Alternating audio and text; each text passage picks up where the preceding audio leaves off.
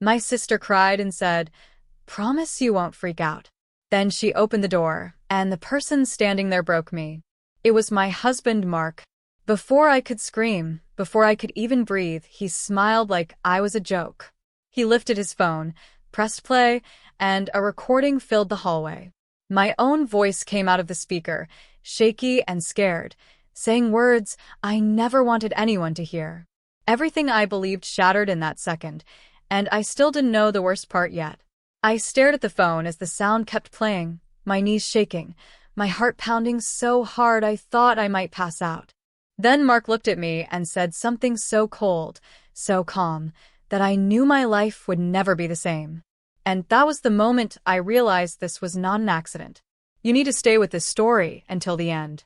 Please watch, like, and subscribe so you don't miss what happens next. Now let me tell you how it all began. I used to think my life was simple. Not perfect, but safe. My name is Emily Carter.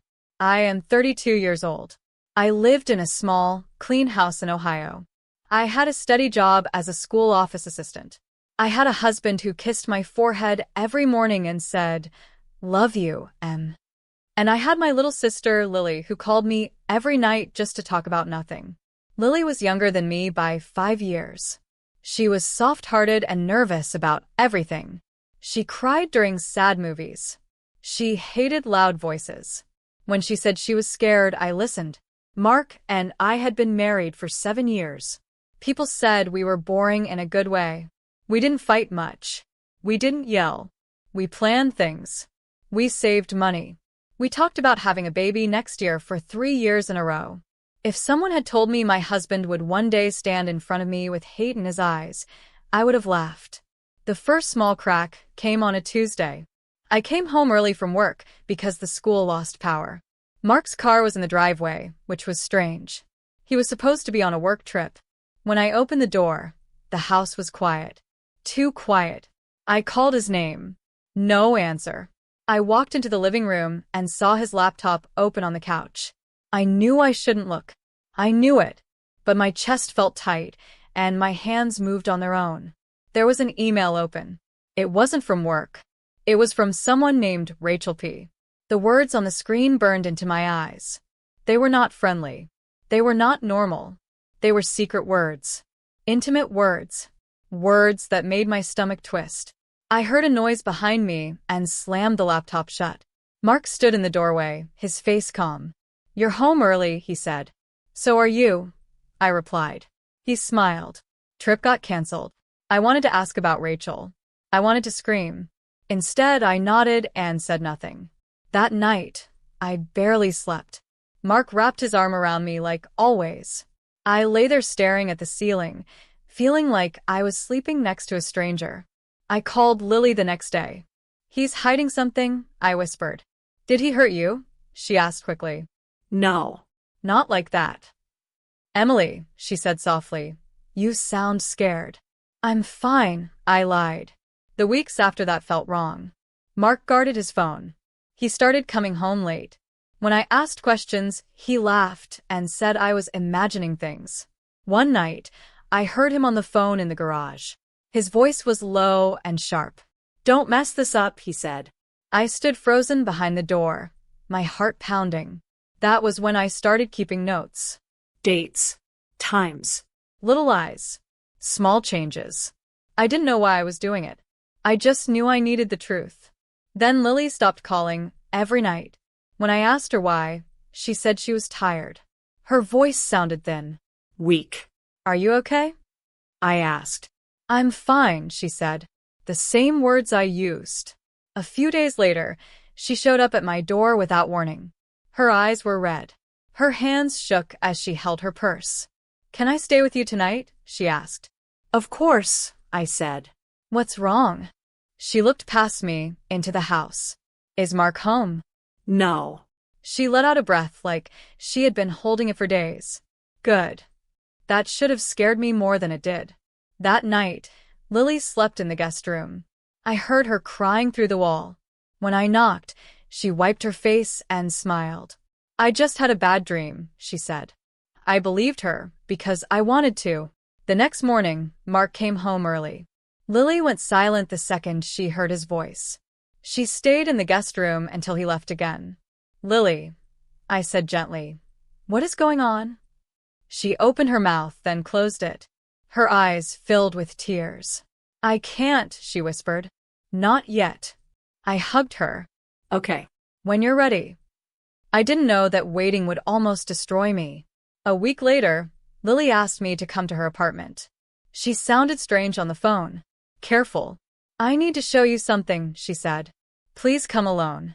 When I arrived, her place looked messy, like she hadn't slept. She paced the floor, wringing her hands. Emily, she said, her voice breaking, promise you won't freak out. Those words hit me like a warning bell. What did you do? I asked. I didn't do anything, she cried. I swear. She walked to the door and placed her hand on the handle. She looked back at me, tears streaming down her face. I'm so sorry, she whispered. Then she opened the door. Mark stood there. Alive. Real. Smiling. My breath left my body. Hey, he said softly. We need to talk. My world tilted. Before I could move, he stepped inside. Lily backed away, like she was afraid of him. My heart screamed that something was very wrong. Mark pulled out his phone. I think you should hear this, he said. He pressed play. My voice filled the room. It was a recording from weeks ago. A private moment. A moment where I had cried to Lily, where I had said things about Mark I never meant him to hear. Fears. Doubts. Pain. I stared at Lily. You recorded me? She sobbed. He made me. Mark smiled wider. That's not all, he said. He scrolled on his phone, ready to play something else. And that was when I understood. This was planned. This was war. And the next sound that came out of his phone would change everything forever. The room felt too small to hold the three of us. Mark's phone was still in his hand. The screen glowed bright, like it was proud of what it had done. My own voice echoed in my head even after the sound stopped. I felt sick. My ears rang. My hands went numb. You spy on me now? I asked, my voice shaking. Mark tilted his head, calm and sharp. I protect myself. Lily dropped onto the couch like her legs could not hold her anymore. She covered her face and cried so hard her whole body shook. I told you not to freak out, she whispered through her hands. I told you. I stepped toward her. Why, Lily? I asked. Why would you do this to me? She looked up, eyes red and broken. He said he would ruin me if I didn't. Mark laughed softly. That's a strong word. I turned to him. Get out. This is my conversation too, he said. Sit down, Emily. Something in his voice scared me. It wasn't loud. It wasn't angry. It was cold, like he already won. I didn't sit. I stood there, my heart racing, my mind trying to make sense of something that made no sense. You cheated on me, I said. I saw the emails. Mark shrugged. And you recorded me without my knowing, I said. You scared my sister. She agreed, he said. Didn't you, Lily? She shook her head fast. I didn't know what he would do with it. He smiled at her. You knew enough. I wanted to scream. Instead, I breathed in slow, deep breaths, just like the school counselor once taught a scared child. What do you want? I asked. Mark finally put the phone in his pocket. I want peace. I laughed once. It sounded wrong. You destroyed my life. He stepped closer. You were already destroying it. That hurt more than anything. He told me his story then. His version. How I was distant. How I didn't support his dreams. How Rachel understood him better. How the recording proved I was unstable. How, if things went bad, he could use it. For what? I asked. For divorce, he said. For court. For work. For everyone. Lily grabbed my hand. I'm so sorry, she cried. He showed up at my place weeks ago. He said if I didn't help, he'd send private photos of me to my boss. I looked at her in shock. What photos? Her face burned red. From college. I was young. I trusted the wrong person. Mark smiled again. People leave trails. I just follow them. Something inside me snapped into place. This wasn't about love. This wasn't about marriage. This was about control. Mark left Lily's apartment that night like nothing happened. He kissed my cheek before he walked out. "Think carefully, Em," he said. "You don't want things to get ugly." The door closed behind him. Lily collapsed into my arms. "I ruined everything," she cried. "No," I said, holding her tight. "He did." But even as I said it, fear crawled up my spine. He had proof.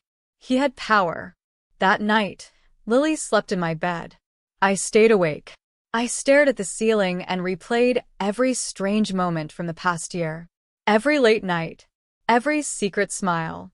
Every lie. By morning, my fear turned into something else. Anger.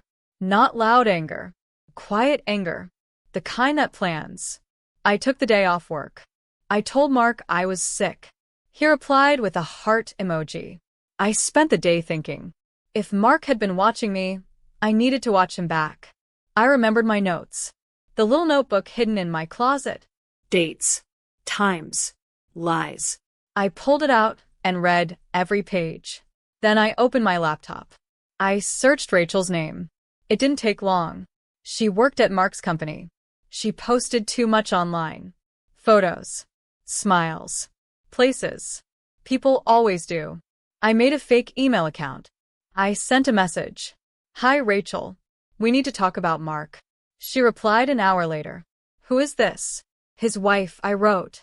There was a long pause. Then, I didn't know he was still married. I stared at the screen. My heart pounded. "He is," I typed. "And he's not who you think." Rachel agreed to meet me. Public place. Coffee shop. She sounded scared. I didn't feel proud. I felt focused. When I told Lily what I was doing, she grabbed my arm. "Be careful," she said. "He's dangerous." "I know," I replied. The coffee shop smelled like sugar and noise. Rachel sat in the corner, her hands wrapped tight around a cup. She looked younger than I expected. Tired. Nervous. "I'm not here to fight," I said as I sat down. She nodded fast. "I swear I didn't know. He said you were separated." I believed her. I told her everything. The recording. The threats. Lily. Rachel's face drained of color. "He recorded me too," she whispered. My chest tightened. "What?" He said it was a joke, she said. "That he liked memories." I leaned forward. "Do you still have his messages?" She nodded. "Don't delete anything," I said. "Please." She agreed. That was the first time I felt a small spark of hope. Over the next week, I moved carefully. I acted normal. I cooked dinner. I smiled. I let Mark think I was scared. Inside, I was building something. Rachel sent me screenshots, messages, photos, voice notes, things Mark never meant anyone else to see. I backed everything up. I saved it in 3 places. Then something happened that nearly stopped me cold. Mark came home early one night and said, "We need to talk." He sat across from me at the kitchen table. His eyes searched my face. "You've been quiet," he said. "I'm tired," I replied. He reached across the table and took my hand. "You know I love you." I almost pulled away. "I don't want this to turn ugly," he said softly. "I still have the recording." I met his eyes. "So do I." His smile faded for just a second. "What do you mean?" he asked. I stood up. My legs shook, but my voice stayed steady. "I mean," I said, "you're not the only one who knows how to record." The silence that followed was thick and heavy. Mark stared at me, his face unreadable. Then his phone buzzed on the table. He looked down. His eyes went wide. And in that moment, I knew something had gone terribly wrong. Mark stared at his phone like it had bitten him. The color drained from his face. His jaw tightened. He flipped the phone face down on the table, but it was too late. I had seen the name on the screen. Rachel. My heart beat fast, but I kept my face calm. "Who's that?" I asked softly. Mark leaned back in his chair. "Work." I nodded. "Funny. It looked personal." He stood up so fast his chair scraped loud against the floor. "What have you been doing, Emily?" I met his eyes. What you taught me. For a moment, I thought he might yell. Instead, he smiled again. That same fake smile. The one that never reached his eyes. You think you're smart, he said. You think you can beat me. I don't think, I replied. I know. He walked closer, lowering his voice. You don't know how deep this goes. That was the moment I realized something important. Mark wasn't scared yet. He left the house that night without another word. I locked every door behind him. My hands shook as I texted Lily. He knows something is wrong. She replied right away. I'm scared. He came by my work today. My chest tightened. Did he say anything? I typed. Just smiled. Told me to take care of my sister. That night, I didn't sleep. I sat at the kitchen table with my laptop, headphones on, listening to recordings Rachel had sent me. Mark's voice sounded different when he thought no one was listening. Meaner. Proud. I always win, he said in one message. People are easy. I backed everything up again. I emailed copies to myself. I put files on a flash drive and hid it inside an old coat pocket in my closet. The next morning, I went to work like nothing was wrong. I smiled at parents. I answered phones. Inside, I felt like glass. At lunch, my phone buzzed. Unknown number. Stop digging, the message said. I froze. Then another message came. You won't like what happens next. I left work early and drove straight to Lily's apartment. My hands gripped the wheel so tight my fingers hurt. She opened the door and burst into tears when she saw me. He knows, she said. He knows about Rachel. I hugged her. It's okay. We planned for this. But did we? She whispered. We sat on her couch and talked through everything again. Every step. Every backup. Every risk. We go to the police, Lily said. I shook my head. Not yet. Why not? Because he's been careful, I said. And because I want him to feel safe. That scared her. It scared me too. Over the next few days, Mark changed. He became sweet again. He cooked dinner. He brought flowers. He apologized. I've been stressed, he said. I don't want to lose you. I nodded. I played my part. Inside, my anger grew stronger. Rachel called me one night, crying. He threatened me, she said. He said if I talk, he'll ruin my job. Did you save the messages? I asked. Yes. Good, I said. You're not alone. I started to see the pattern. Mark didn't just hurt one woman. He collected fear. He used it. That was when the idea came to me. I called an old college friend, Jenna, who worked in digital security. I told her everything I could without saying names. Hypothetically, I asked, how would someone expose a person like this without breaking the law? Jenna paused. Carefully, she said. And with proof.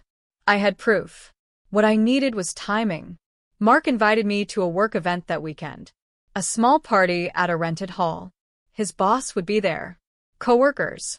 Friends. Come with me, he said. Show everyone we're good. I smiled. I'd love to. Lily begged me not to go. It's a trap, she said. I know, I replied. That's why I have to. Before the event, I did one last thing. I sent a message to Rachel. Be ready. The night of the party, I wore a simple blue dress. I looked calm. Normal. Mark held my hand tight as we walked in. People smiled. Laughed. Music played. Mark leaned close and whispered, You look beautiful. Thank you, I said. My phone buzzed in my purse. A message from Jenna. Everything is set. My heart pounded. Mark stepped away to talk to his boss. I walked toward the restroom, then slipped into a quiet hallway instead. I pulled out my phone and pressed send. At the same time, Mark's phone buzzed across the room. I watched his face from far away as he checked it. His smile vanished. People around him started checking their phones too. Whispers spread. Confused looks. Shocked faces. Mark looked around, wild-eyed, searching for me. I stepped forward. What did you do? He hissed, grabbing my arm. I leaned close and smiled for the first time in weeks. I told the truth, I said. His boss walked toward us, his face hard. Mark, he said, We need to talk. Now. Mark's grip tightened. His eyes burned with rage. This isn't over, he whispered. Then, without warning, the lights in the hall went out. Someone screamed, and in the darkness, I felt Mark's hand slip away, just as I heard a loud crash behind me. The lights snapped back on. People gasped. Someone cried. Music stopped in the middle of a beat. A chair lay broken on the floor behind me. Mark stood a few steps away, breathing hard, his eyes wild like an animal trapped in a cage. His boss stood frozen, staring at the shattered chair, then at Mark's clenched fists. What is going on? His boss demanded. Mark forced a laugh. Power glitch. Guess someone tripped. No one believed him. Phones buzzed again. More whispers. More shocked faces. I saw people pulling up the message I had sent, the files, the proof, the truth Mark thought would never leave the dark. Rachel's recordings. His threats. His words. I always win. Not tonight. Security stepped closer. Mark's boss turned to me. Emily, are you okay? I nodded. I am now. Mark stared at me like he wanted to erase me from the room. You ruined me, he said through his teeth. You ruined yourself, I replied. Security asked Mark to leave. He didn't fight them. He just smiled at me as he walked backward toward the door. That smile followed me all the way home. I stayed at Lily's place that night. Neither of us slept. Every sound made us jump. Every car passing outside felt like a threat. In the morning, my phone exploded with messages. Coworkers, old friends, even people I didn't know. Some said they were sorry. Some said they had always felt something was off about Mark. Some asked if it was all true. I didn't answer most of them. Rachel called me crying again, but this time, her voice sounded lighter. He was fired, she said. They let him go this morning. I closed my eyes and let out a slow breath. Good. But Emily, she added, he's blaming you. He told people you planned everything. I did, I said. Just not the lies. By noon, Mark's lawyer called me. By evening, his name was being quietly removed from company pages and online profiles. He went silent after that. Too silent. 3 days passed. On the 4th day, Lily came home pale. He was outside my building, she whispered. Just standing there. My heart dropped. Did he say anything? No, she said. He just smiled. That night, I dreamed of that smile. The next morning, I decided to stop hiding. I met with a lawyer. I gave her everything. The recordings. The messages. The threats. Lily's story. Rachel's proof. This is strong, the lawyer said. But you need to be careful. I am, I replied. I've been careful for months. When I left the office, my phone buzzed. Unknown number. You think this is over? My hands shook, but I typed back. I know it is. The reply came fast. Then come talk to me. A location followed. My stomach turned. It was our house. I showed the message to Lily. I'm not going alone, she said. I won't let you, I replied.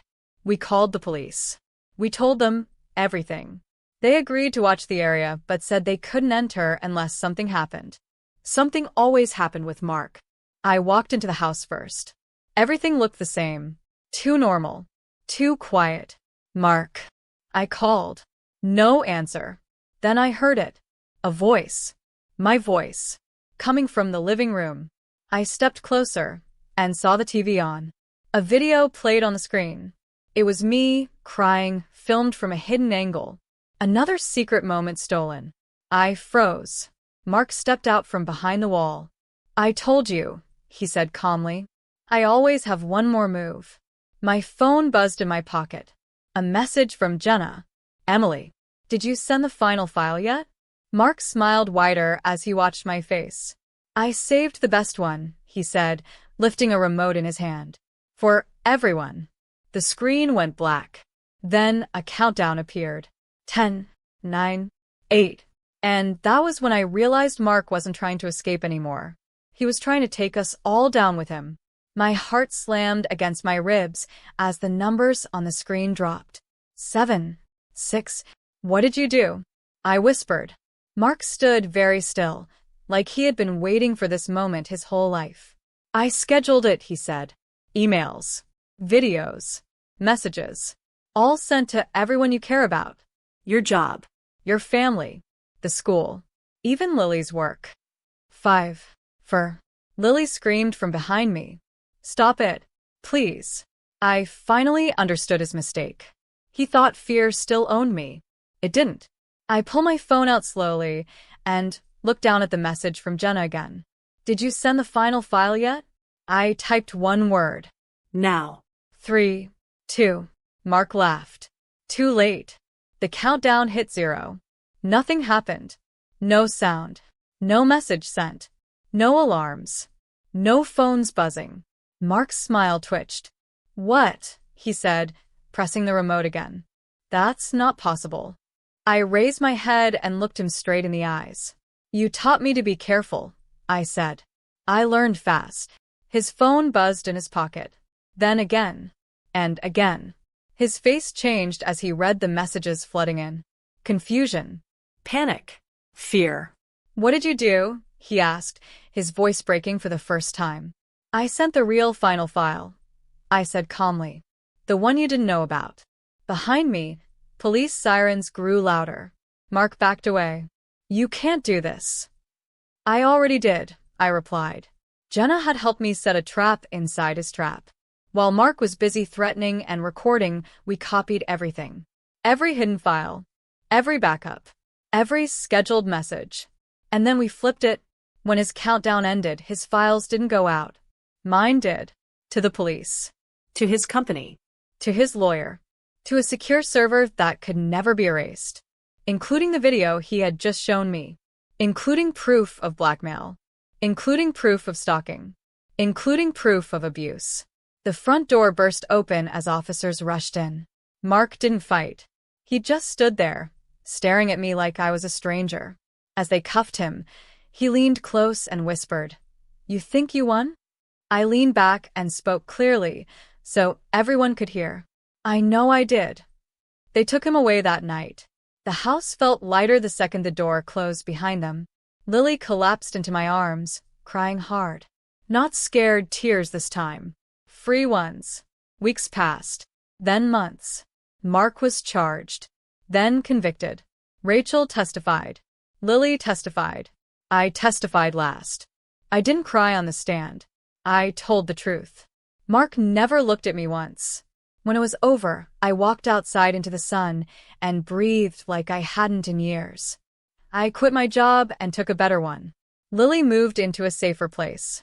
Rachel started over in a new city. As for me, I kept the notebook.